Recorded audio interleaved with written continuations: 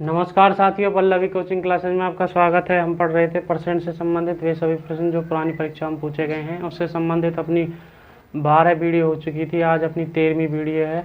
उसको देखिए। उसका पहला प्रश्न, राजेश अपने वेतन का 10% भोजन पर, 30% किराए पर, X% मनोरंजन पर और 2X परिवहन पर व्यय करता है।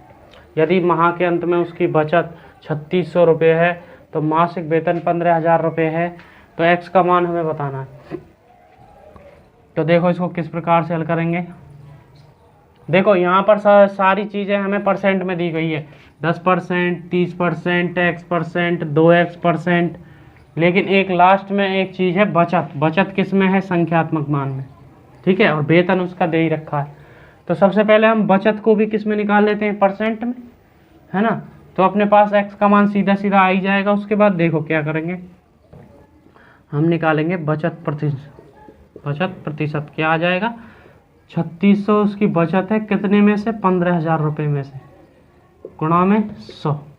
तो अपने पास ये देखो 2 जीरो से 2 जीरो कट गई, 1 जीरो से 1 जीरो कट गई और 15 से इसको भाग लगाएंगे तो ये जाएगा 15 दूनी 30 और बचेगा 60, 15 चौका 60। तो 24% आ जाएगा इसका मान। किसका? बचत प्रतिशत का, ठीक है। बचत प्रतिशत हमने निकाल लिए 24। अब सारे मान हमारे पास प्रतिशत में, तो इसको जोड़ देते हैं। देखो भोजन पर कितना खर्च है? 10, प्लस किराए पर कितना खर्च है? 30, प्लस मनोरंजन पर X और परिवहन पर कितना खर्चा है? 2X। कितने में? अब बचा कितना? ये सब उसका खर्चा है, ठीक है। उसके मान लो 100 रुपये मिल रहे थे, उसको 100 रुपये मिल रहे थे, मान लिया हमने। लेकिन ये क्या है? उसका खर्चा। और उसकी बचत कितने प्रतिशत आई थी? 24%। तो अगर मैं इसमें से बचत घटा देता हूँ तो मेरे पास बचा हुआ क्या रह जाएगा? खर्चा ही खर्चा रह जाएगा। देखो ये सब उसका खर्चा है, लेकिन वो कमा रहा है 100 रुपये। 100 में से मैंने उसकी बचत घटा दी है, तो बचेगा क्या? बचत ही घटा दी तो बचेगा क्या? खर्चा। खर्चा ही तो बचा। उसके बाद ये खर्चा बन गया, ठीक है। अब इनको जोड़ते हैं आपस में, जोड़ो साहब। ये हो जाएंगे अपने पास 40 प्लस 3X बराबर, यहाँ क्या बचेगा अपने पास? यहाँ बचेगा साहब, देखो 10 में से 4 गए तो 6 और 9 में से गए तो 76 बचेगा, ठीक है। अब यहाँ 3X, ये 40 इधर जाएगा तो इसमें से घट जाएगा 76 माइनस 40। तो अपने पास क्या बच रहा है? देखो 3X बराबर, ये घटाएंगे तो 6 और 7 में से 4 गए तो 3, इस प्रकार से। तो X बराबर अपने पास क्या आ जाएगा? 36 बटे में 3, कितना आ जाएगा? 12। तो X का मान कितना आ गया? 12%। X का मान कितना आ गया? 12। तो ये आ गया अपने पास option number B is right answer. अब बढ़ते हैं अपने अगले सवाल की तरफ। अब बढ़ते हैं अपने दूसरे सवाल की तरफ। यदि एक आयत की लंबाई में 20% की कमी की जाती है तथा चौड़ाई में 40% की कमी की जाती है, तो आयत के क्षेत्रफल में कितने प्रतिशत की कमी होगी? ये सवाल हमसे पूछा गया है SSC CGL के अंदर, ठीक है। तो देखो इस सवाल को कैसे करेंगे। इसको करने के लिए एक सिंपल सा, देखो x plus y minus plus x pi upon में 100, ये फॉर्मूला हम लगा सकते हैं यहाँ पर, ठीक है। अगर 2% दी गई हुई है, इस प्रकार से पूछा है एक आयत की लंबाई में 20% की कमी और चौड़ाई में इस प्रकार से वृद्धि की गई है या कमी की गई है, कुछ भी किया गया हो, तो आयत के क्षेत्रफल। ऐसे सवालों को करने के लिए हम इस प्रकार के सूत्र का यूज करेंगे, ठीक है। तो देखो यहाँ पर, अब यहाँ देखो कमी है तो इसमें हम लेके चलेंगे माइनस का चिन्ह, अगर वृद्धि होती तो प्लस रहने देते। तो यहाँ पर क्या हो रही है? कमी हो रही है, तो -20। उसके बाद चौड़ाई में क्या हो रही है? कमी हो रही है, तो माइनस का 40। अब यहाँ पे क्या लेंगे? प्लस का चिन्ह, सही है।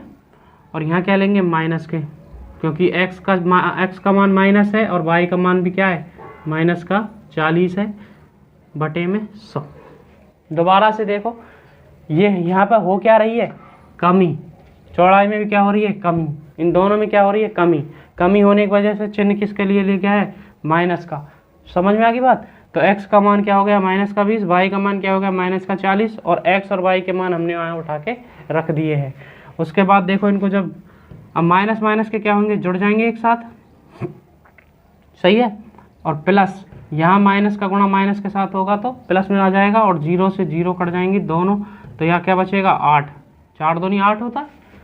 अब हमें 60 में से प्लस के 8 घटाने, माइनस के 60 में से प्लस के 8, तो अपने पास क्या बचेगा, -52। तो कितने प्रतिशत की कमी हुई, यहाँ माइनस का चिन्ह क्या दर्शा रहा है, क्षेत्रफल में होने वाली कमी को दर्शा रहा है। किसको दर्शा रहा है, क्षेत्रफल में होने वाली कमी को दर्शा रहा है। तो कितने % की कमी हुई, 52% की। आशा करता हूँ आपको सवाल समझ में आ रहा होगा। अब बढ़ते हैं नेक्स्ट सवाल की तरफ। अब बढ़ते हैं अपने तीसरे सवाल की तरफ। यदि एक आयत की लंबाई में वृद्धि की गई है यहाँ पर 20% की, आयत की लंबाई में वृद्धि 20% और चौड़ाई में 30% की वृद्धि की गई है, तो आयत के क्षेत्रफल में कितने % की वृद्धि होगी, ये हमें बताना है। तो देखो इस सवाल को कैसे करेंगे। अभी थोड़ी देर पहले एक सूत्र बताया था, x + y + xy बटे में 100। इससे इसको हम हल करेंगे। तो देखो अब वृद्धि हो रही है तो इसको सीधा सीधा प्लस में लेके चलेंगे, और चौड़ाई में भी क्या हो रही है, वृद्धि हो रही है, तो इसको भी प्लस में लेंगे, और ये दोनों प्लस में है तो इनका आपस में क्या कर देंगे, गुणा बटे में 100। इसी प्रकार से रख देंगे। तो अपने पास देखो ये जुड़ने पर क्या आ रहा है, 50 प्लस इन 2 0 से 2 0 कट गई, और ये क्या आ रहा है, 6। तो अपने पास क्या आ जाएगा, 56%। तो क्षेत्रफल में कितने % की वृद्धि होगी, 56% की क्या हो जाएगी, यहाँ पर वृद्धि हो जाएगी। अब बढ़ते अपने नेक्स्ट सवाल की तरफ।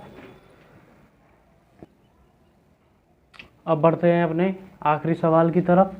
देखिए इसमें क्या है, यदि एक आयत की लंबाई और चौड़ाई दुगनी कर दी जाए तो क्षेत्रफल में कितने % की वृद्धि होगी। तो देखो इसको कैसे करेंगे। सबसे पहले हमें यहाँ पर ये देखना है कि आयत की लंबाई और चौड़ाई क्या की जा रही है, दुगनी की जा रही है। दुगनी की जा रही है, इसका मतलब क्या होता है कि उसके कितने प्रतिशत उसको बढ़ाया जा रहा है, कितने % उसको बढ़ाया जा रहा है, कितने % बढ़ाया जा रहा है कि उसको 100% बढ़ा दिया गया है। किसी चीज़ को अगर हम 100% बढ़ा दें तो वो क्या हो जाती है, दुगनी हो जाती है। 100% बढ़ाने पर संख्या क्या हो जाएगी, दुगनी हो जाती है,